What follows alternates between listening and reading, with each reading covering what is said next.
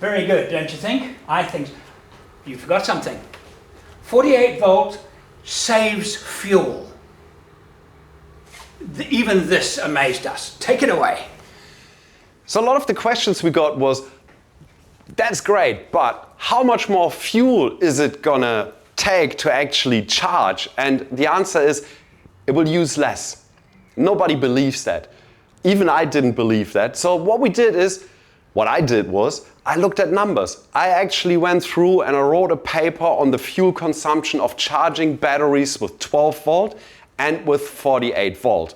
And here are my findings. So this video will be a little bit technical because calculating how much energy you need to charge a battery is a technical thing to do. So what I've done is I set up a calculation model to calculate how much energy is being needed when you charge a 10 kilowatt hour battery directly from a 12 volt alternator, or if you charge a 10 kilowatt hour battery from a 12 volt system through DC-DC chargers, or if you charge a 10 kilowatt hour battery directly from a 48 volt alternator. Now there's one really important thing you have to know for this. Losses in electrical power transmission are equivalent to the current that is being transported in the system. So the smaller the current, the lesser the losses. And the losses are actually exponential when the current rises. So what it means is if you reduce the current, your losses reduce exponentially as well. So the power transmission loss in a 12 volt system is actually 16 times bigger than it is in a 48 volt system. Now, this doesn't mean that the system is gonna charge 16 times more efficient, because there's other losses in there as well. But it means that you can transport energy back and forth 16 times more efficiently. And what I have actually found is that compared to a 12 volt direct charging alternator, the 48 volt direct charging alternator saves about 1.5 liters of diesel for every 10 kilowatt hours charged. I think that is massive. 1.5 liters of diesel might not seem a lot to you right now, but over time, that is great. And you have to keep in mind that when the alternator stops to charge, because now your house battery is full, and the house battery is supplying the vehicle side of things. If you have got solar panels on your roof that are charging your house battery and they produce enough energy to keep up with the energy demands of your car, your alternator, your 48 volt alternator, will not do anything at all anymore. It will just spin, but there'll be no load on it because now your solar panels that are there and always ready to produce energy will supply your vehicle. That is not possible with the 12 volt system. That is one of the great perks of our 48 volt architecture, which also adds another level of redundancy in case of an alternator fault. If you want to find out more details of what we found, there's a link to the white paper I've written, and we had this white paper peer reviewed by our partners from Rapid Power Industries, and they've confirmed the findings of the much more efficient charging through 48 volt compared to 12 volt. Numbers weren't exactly the same, but they usually never are because there's lots more things in there. But the general direction is exactly what we've predicted would happen. Have a read yourself and we'll see you on our website. I am going to step in here and talk about some of the additional advantages and some of the disadvantages of 48 volt. Let's start with weight. Now, if you've got this much energy coming back, restored into your battery, depending on your cyclic rates, you could actually operate with a much smaller battery. In theory, a battery 1/4 the size that you're used to. But obviously you're going to go 48 volts because you want those massive charge rates and the efficiencies. So you probably wouldn't do that. But you might very easily be able to cope with a battery, say, half the size or whatever. And of course, that's going to save weight, space, and cost, money. Inverters obviously take a DC voltage and they increase it up to an AC, alternating current voltage, and there's a lot further to go, putting this simplistically, from 12 to 240 than it is from 48 to 240. And as a result, inverters are smaller, lighter, cheaper, and they don't get quite as hot when they're doing the work. The big thing is, Heiner mentioned it, the size of the cables. I mean, literally you're talking about cables that are a quarter of the size, quarter of the weight, and less than a quarter of the cost. So when you're having this kind of system installed, the installers are going to spend less on consumables and less time. Now, the time issue is a bit of a question mark. So we're going to come back to that time of installation towards the end, because that's worth noting as well. Let's talk about efficiencies generally. There are two sides of this equation. The charge time, we've spoken a lot about that. What about the other side, the side on the load, taking energy from the battery?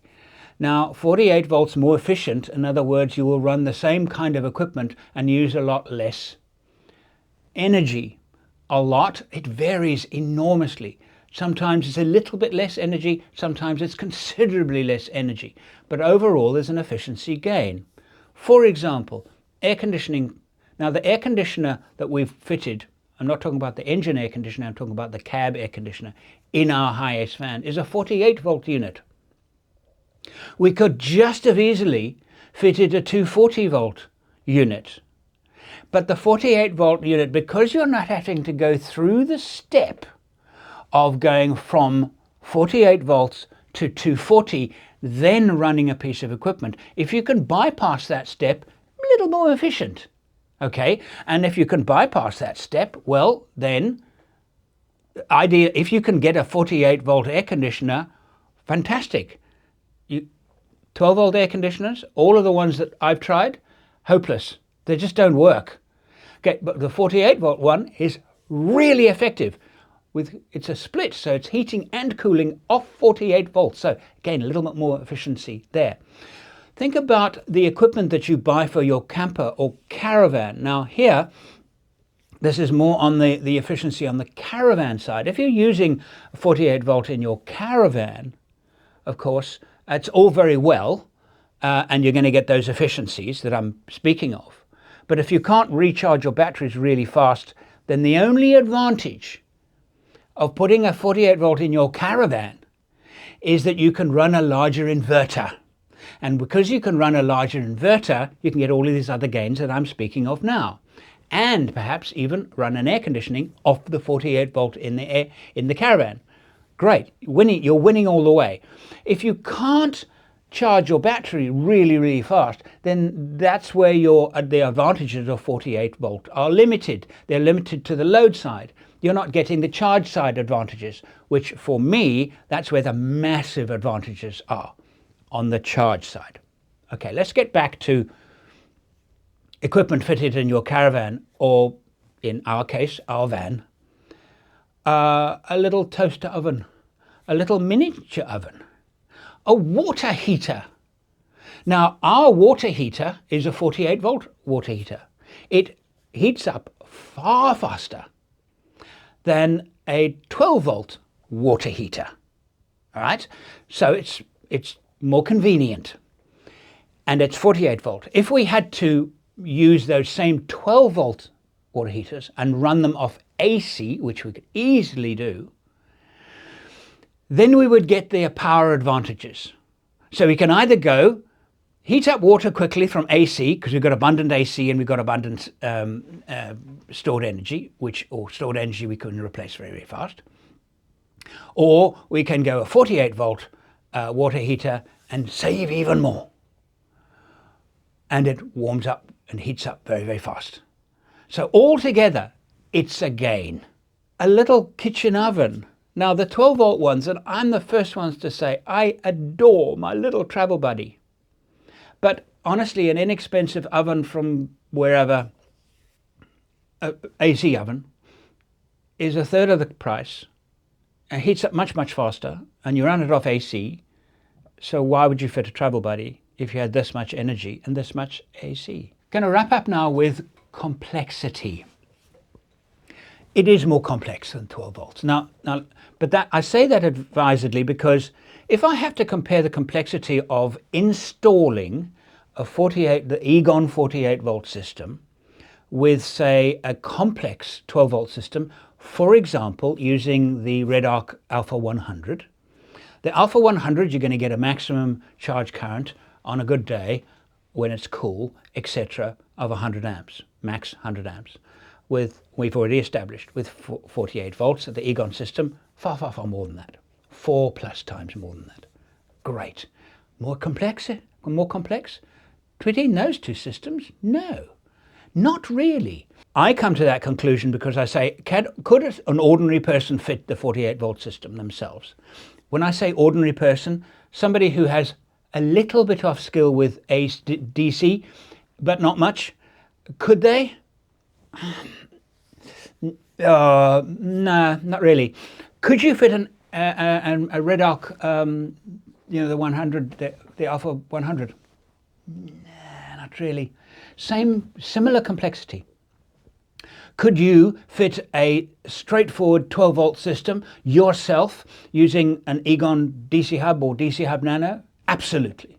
No question about it. That's the reason those products exist. All right.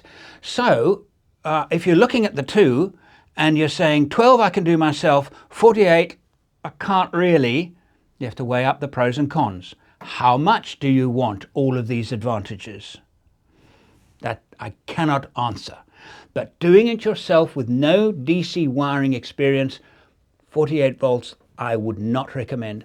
And in fact, a complex high-end Victron system,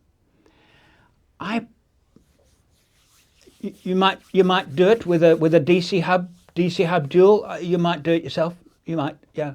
I would certainly be more comfortable saying to you, yeah, give it a go, than I would saying give it a go with 48 volts. Okay, to be completely honest with you. You're going to need some help, and while we can help with our support and etc., there's a limit, obviously. We're not going to be in your back garden or your workshop helping you install your 48 volt system. But there is something else that Heiner and I are planning with 48 volts, and that is to wire up pre-made boards. Okay, and we will have these before the end of 2026. And this is where we have now simplified 48 volts to the point that if you can swap your alternator out, we'll do the rest. And when I say the rest, on a board with all of the key components connected, wired up. So for example, recently there was a beautiful installation done in Queensland in the back of a single cab Land Cruiser, and they had created this board including battery behind the front seats of a single cab pickup. So behind me here we've got a pretty interesting build, guys. Our team has been working closely with the Egon hub team. I'd love to show you through this build. It's very exciting. I'm going to spin you guys around so we can go through every little detail and explain to you how this build is so different and why it is definitely going to be the future. So the alternator in the engine has been converted to a 48 volt charging system. Single cab utes, there's a lot of stuff we had to fit in here for the customer. So that alternator comes through, is controlled through this wake speed controller here. So that tells the alternator everything it needs to do. The key to the installation here is the Egon DC hub, 48 volt. So all our alternator connections and everything here makes the installation very simple. So this one has a 6000 Victron inverter and a 200 amp at 48 volt lithium battery. So that's equivalent to 800 amp hours at 12 volts. So it's just huge. Over this side here, we have two 12 volt converters. One is responsible for charging the vehicle battery again. The second is responsible for our auxiliary loads. So that may be fridge, water pump, lights. The reason we go 48 volt is smaller cabling, way larger efficiencies because there's less amperage through those cables. That's like having 8 50 amp Victron DCs in this build just from the alternator. So it's not even fathomable at 12 volts, which is just phenomenal. So that's the major reasons of 48 volt. You pretty much don't even need solar. The replenishment is that big. At idle, it does over 1,000 watts of charge just at idle and gets up to 3,000 with the engine idle up on. Even with a battery of this capacity, which is 800 amp hours at 12 volt, you still only have about 2 hours of driving with this alternator system and you'd be back to full from dead flat. So the point is that with somebody who understands this can actually squeeze this into quite a small space. Now we're going to help do that. We're going to do it with 12 volts and 48 volts. A board where you can literally just run some cables to your lights and your fridge and your thing using a traditional DC hub, okay, and replace the alternator and connect it, and ta-da! All of that complicated stuff is done for you. In that case, you can put 48 volt in your vehicle yourself, because we've handled the complex stuff and some of the initial testing too. So that's what we're trying to do. Heiner and I, from the outset of Egon, we said, how can we put this electrical thing in the hands of ordinary folk that have a basic understanding? They do not need to be experts, but they can do it themselves and do it well. Okay, that was our mantra when we started. 48 volt, the wave of 48 volt curved towards more complex. And we've been saying, how do we bring it back? Pre-built boards. So keep in touch. Make sure you like and subscribe this video, because all these announcements will be on the Egon channel. And there's lots more very, very exciting things to come. Thank you so much for being with us at this time. Very exciting time for us as we watch people install 48 volts and get so excited about it. And we're still testing. We're about, here's a spoiler, we are about to drive the van, okay, across Australia. We're going back for the 3rd time. This time, are you sitting down? We're going to disconnect the alternator and drive the whole way. Heiner doesn't think we can do it. I think that if we have lots and lots of sunshine, we have a chance. Trouble is, it's winter, which could torpedo the entire idea, but we're going to give it a try anyway. So stay with us until the next time.